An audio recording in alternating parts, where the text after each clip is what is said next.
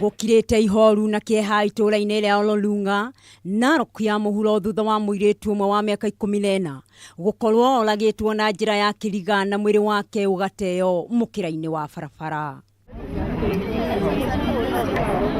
Kũrerĩkana mũirĩtu ũyũ aya gũkorwo oragĩtwo nĩ mwanake mararĩ thiriti ya kĩwendo kwa ihinda rĩa mĩeri 3. Huyu ni mwari wa nyina na mũtigairĩ.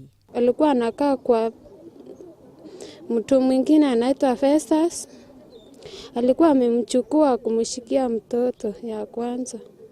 Sasa akamkutana na hiyo rafiki yake.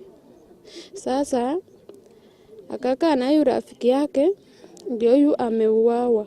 Aikari magĩkũmithia gĩko gĩkĩ nĩ morotete maabitha borithi kũmaĩrĩria wĩra-inĩ wao kuona atĩ ciĩko ta ici ikoretwo kuo o ruoro rwa tema. Mwezi uliopita kitendo kingine kama hiki kilifanyika tu hapa Masandari, na kuna mama aliuawa na alidungwa tu na visu 7 times, jambo ambalo aliweza kupoteza maisha yake akawacha watoto.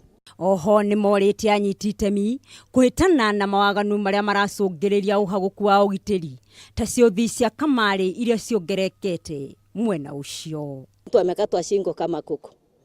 Sisi tukaanza kupiga nduru, tunapiga nduru nini? Tukakuta maaskari wawili wa AP. Nikawaambia mtawacha hii mtoto akiwa hivyo mfunike, kwa sababu watu yao wakifika mtu anaweza kukufa. Nikaomba leso nikamfunika.